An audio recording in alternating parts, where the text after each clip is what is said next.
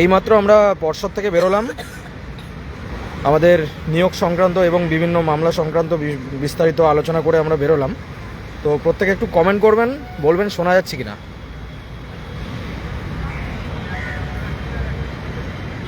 দেখো তো অদিতি শোনা যাচ্ছে কিনা। ঠিক আছে সব, চলো শুরু করো। নমস্কার। বিস্তারিত আপডেট বিদেশদা বলবে আমাদের। আমরা প্রথমে বিকাশ ভবন গেছিলাম, সেই লাইভটাও করেছি। বিকাশ ভবনের 3জন আধিকারিকের সাথে আমরা কথা বলেছি। আর এখন আমরা পশ্চিমবঙ্গ প্রাথমিক শিক্ষা পর্ষদ যে লিগাল ডিপার্টমেন্ট, সেখানে কথা বললাম দীর্ঘক্ষণ ধরে। আরও অনেকের সাথে দেখা হয়েছে,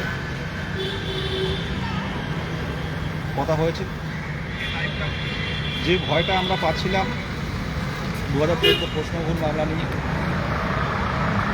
অনগোয়িং প্রসেস আসার সম্ভাবনা নেই।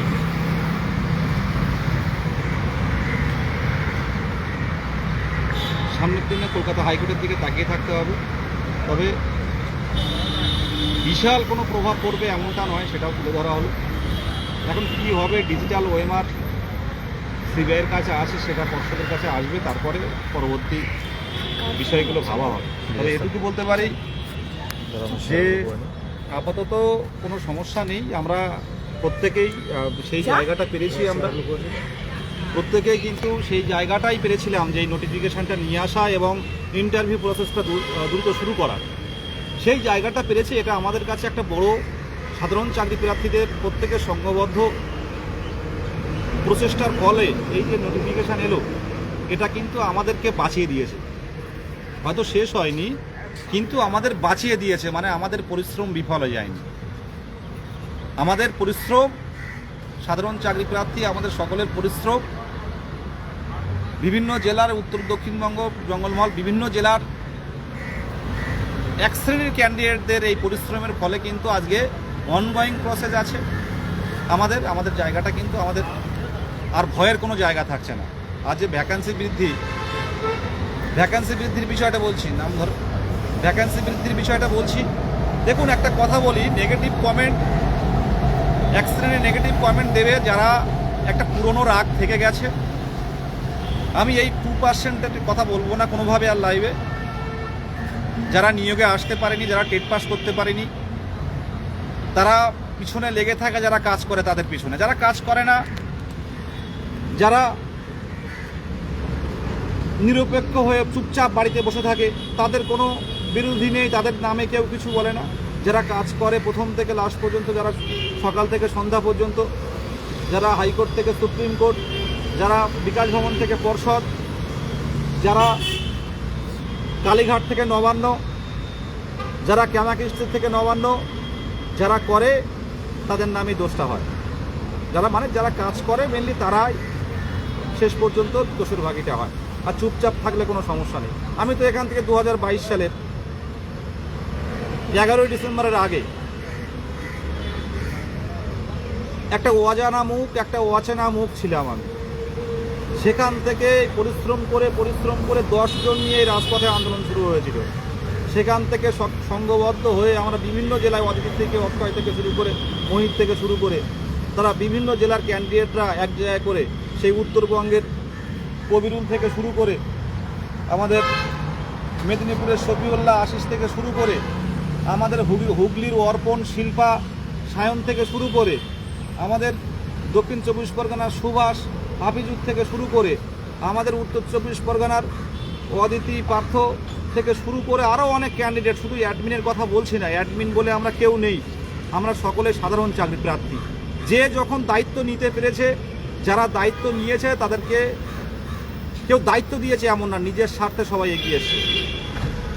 সময় অসময় মানুষের থাকবে, বিচার কী রায় হবে কেউ আগে বলতে পারে না, সামনের দিনে কি পরিবর্তন হবে কেউ জানেন না আপনারা।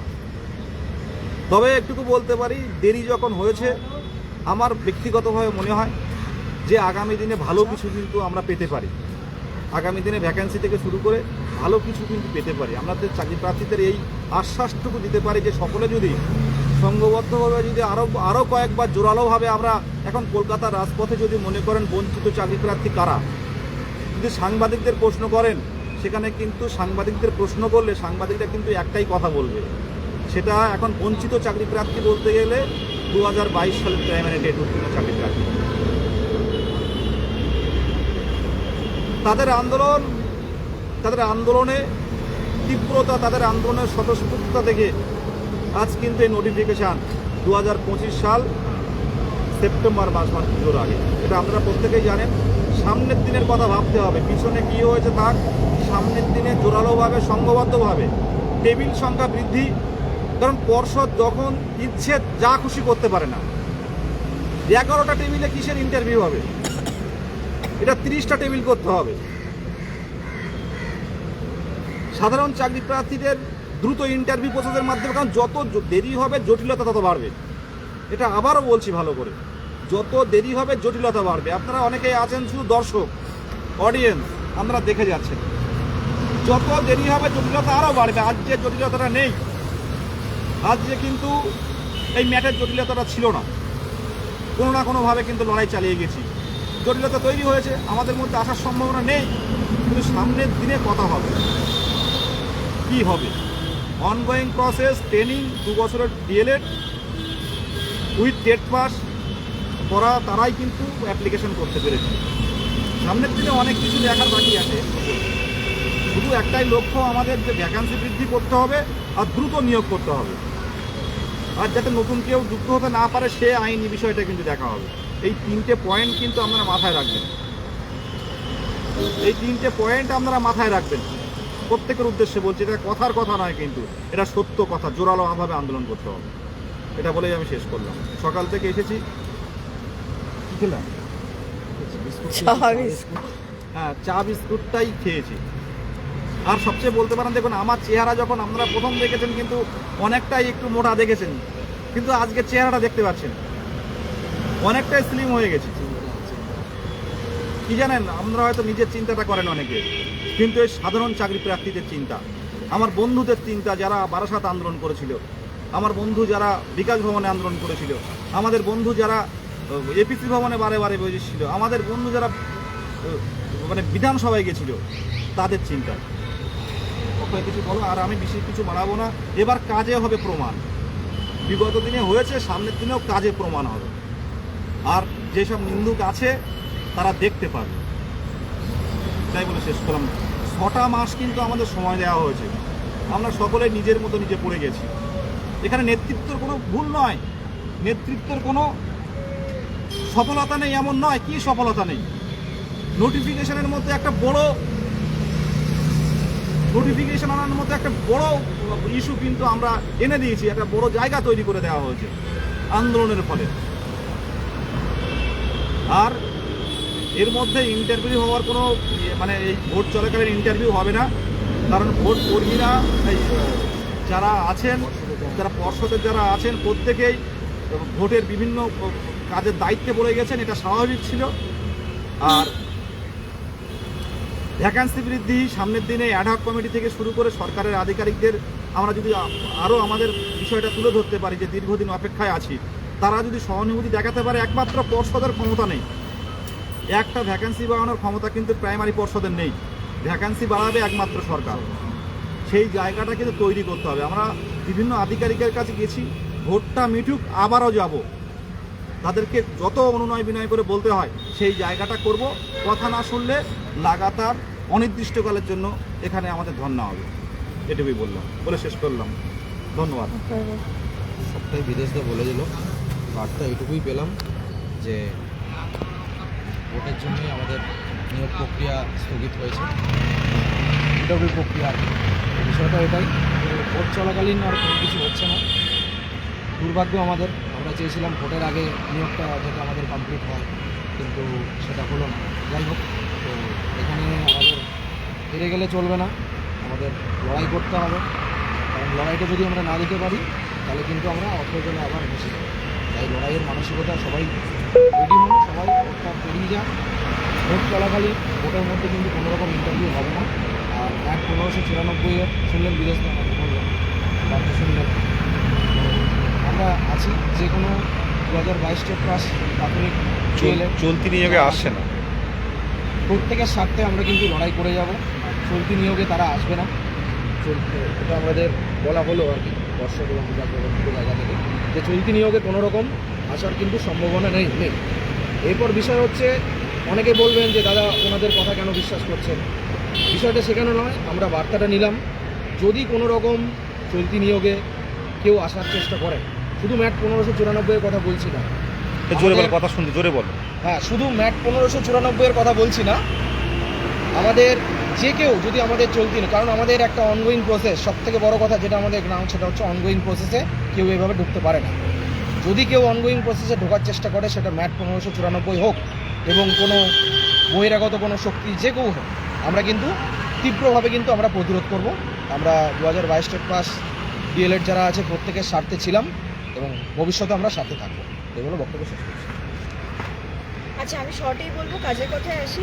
আমাদের ম্যাক্সিমাম 3 থেকে 4টে ডিমান্ড ছিল। এক হচ্ছে টেবিল সংখ্যা বাড়ানো, দ্রুত ইন্টারভিউ শেষ করা, শূন্যপদ বাড়ানো এবং এই ম্যাটের বিষয়টা, যেটা নিয়ে গত 2 দিন ধরে যে কাটাছেড়া করা হচ্ছে আমাদেরকে, সেটা প্রথমটায় আসি। সেটা হচ্ছে ম্যাট কেসে হারজিত থাকে।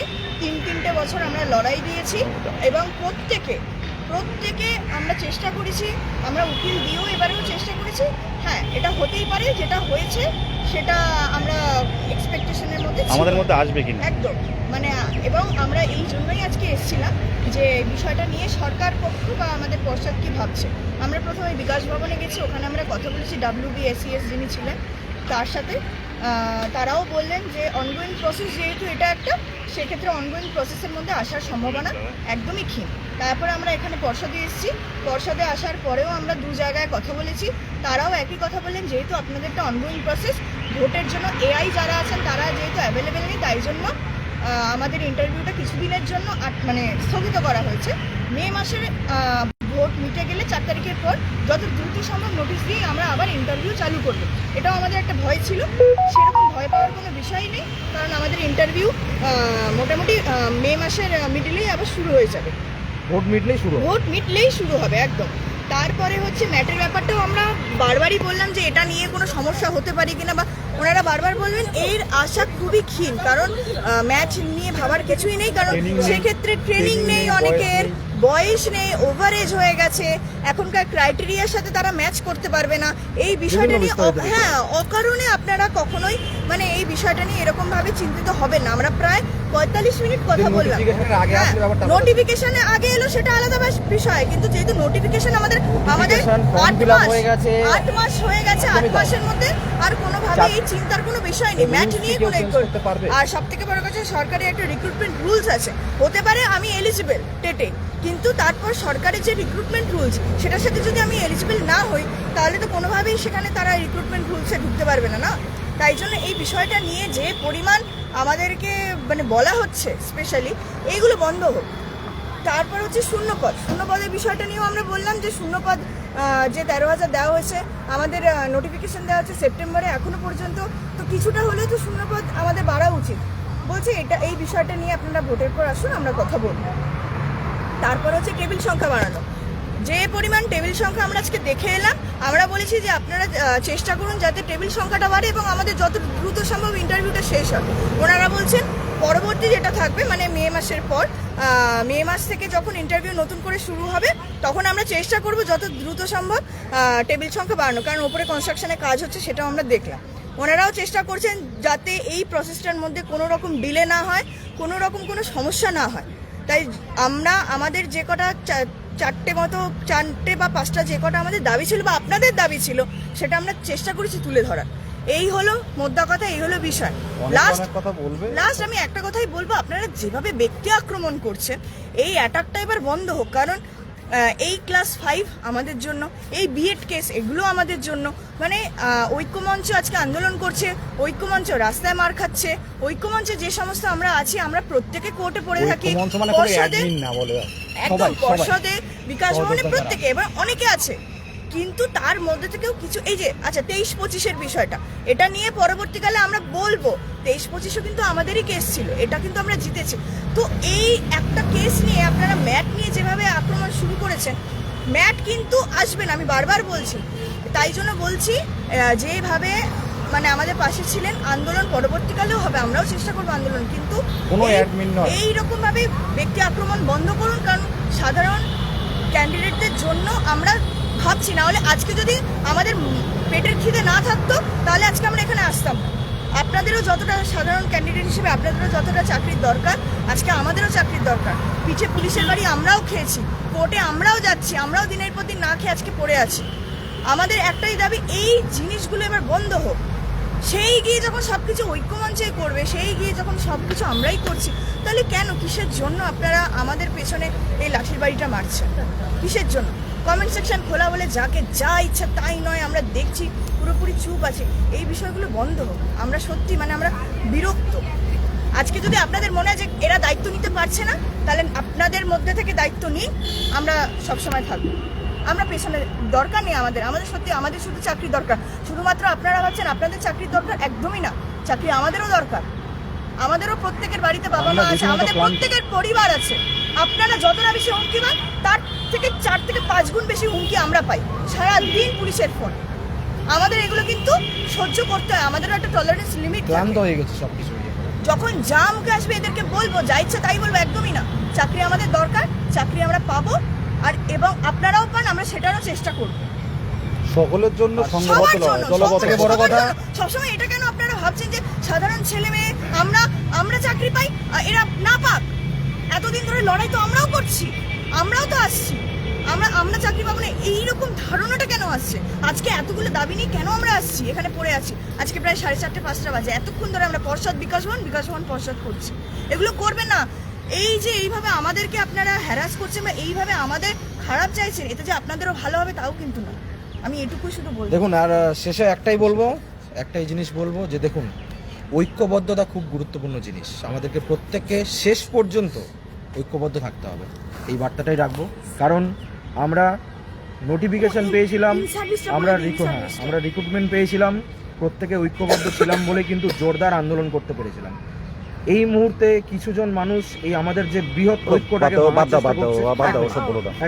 তো সেইটা আপনারা প্রত্যেকেই ঐক্যবদ্ধ থাকুন, এটাই বলবো। কারণ ঐক্যবদ্ধ যদি না থাকি তাহলে কিন্তু ভবিষ্যতের যে আমাদের লড়াইটা সেটা কিন্তু কোথাও না কোথাও বিঘ্নিত। প্রত্যেকে বলবো যে ঐক্যবদ্ধ থাকুন। আর ইন সার্ভিস বিষয় নিয়ে আমাদের বিদেশদা বার্তা দেবে কিছু। ইন সার্ভিস বিষয়টা নিয়েও কথা হয়েছে, আমরা ভুলে যাচ্ছিলাম। দেখো, ইন সার্ভিসের বিষয়টা আবারও বলছি, মনে করুন কেউ 14 টেট পাস, আবার কেউ 22 টেট পাস। এবারে মনে করুন আপনি চাকরি পেলে আপনার আইডি বলতে গেলে ওই টেট সার্টিফিকেট এনরোলমেন্ট নাম্বারটা। এবারে কেউ 14 টেট পাস হয়ে, কেউ মনে করুন 2022 টেট পাস, মানে 14 টেটে চাকরি করছে, 2022 টেট পাস, 2022 টেট সার্টিফিকেট দিয়ে কিন্তু সে ইন্টারভিউ দিচ্ছে। আর একটা কথা বলি, দেখুন সব ভেরিফিকেশানে কিন্তু ধরা পড়ে না, কিছু কিছু ক্ষেত্রে কিন্তু এই 2022 প্যানেল আপনারা লক্ষ্য করবেন, ইন সার্ভিস ছিল না, আমার দেখবেন 2-1 কিন্তু চোখে ধুলো দিয়ে কিন্তু ইন সার্ভিস ঢুকে আছে, 2-1, খুব বেশি না। হ্যাঁ, এটা থাকে, প্রত্যেকটা প্যানেলে থাকে, এই 1-2 জায়গা এরকম থাকবে। আজও অন গড বলছে, আজও বলে এলাম, স্যার বললেন যে আমাদের দিক থেকে কিন্তু চেষ্টা চালিয়ে যাচ্ছি। আমরা বলছি আধার কার্ড মারুন, তা বললো আধার কার্ড দিয়ে দেখার মতো সেই স্ট্রাকচার কিন্তু আমাদের নেই, সেই জায়গাটা তৈরি হয়নি, কিন্তু সামনের দিনে কি হবে কেউ জানে না। আর যারা একটা কথা, যারা ইডব্লিউএস টেস্ট নিয়ে পরে আপডেট করতে যাচ্ছেন, অনেকের প্রশ্ন এটা, ওবিসির ক্ষেত্রে ব্যাপারটা আলাদা, কারণ ওবিসি একটা কেস ছিল। যারা আপডেট করতে যাচ্ছেন এটা করবেন না, যে যেভাবে অ্যাপ্লিকেশন করছেন এগিয়ে যান, পরে কিন্তু আইনি জটিলতায় পড়বেন। প্রত্যেকের উদ্দেশ্যে এই কথাটাই বলছে, আর কথা বের হচ্ছে না, কারণ এনার্জি দরকার। যাই হোক, প্রত্যেকে ভালো থাকবেন আর প্রত্যেকে সঙ্গবদ্ধ থাকবেন। সঙ্গবদ্ধতা হারালে কিন্তু এই যেমন হলো, ইন্টারভিউ হতে হতে বন্ধ করে দেওয়া হলো। আর যদি আমরা কলকাতার রাজপথে পড়ে থাকতাম, আজ হয়তো ইন্টারভিউ হয়ে যেত। এখনো অনেক লড়াই, সবাই পড়তে চেয়েছি, আপনিও পড়তে চেয়েছেন, আমিও পড়তে চেয়েছি, কিন্তু এই জিনিস এই 6টা মাস আমাদের শেষ করলো না, এটা দিয়ে শিক্ষা নেই। আর পর্ষদকে আমরা সামনের দিনে এটা কিন্তু চোখে আঙুল দিয়ে দেখাবো যে এত বছর ওয়েট করলেন, কেন টেবিল সংখ্যা বাড়িয়ে শেষ করতে পারলেন না, ভ্যাকান্সি বৃদ্ধি করুন। নাহলে ইন্টারভিউ আপাতত বন্ধ রেখে আমরা 1 মাস ওয়েট করছি কি 1.5 মাস ওয়েট করছি, আমরা আরও 10,000 15,000 ভ্যাকান্সি দিন, আমরা ওয়েট করতে রাজি আছি। ধন্যবাদ প্রত্যেককে। একটাই কথা বলবো, আপনারা একটু সহানুভূতিশীল হন,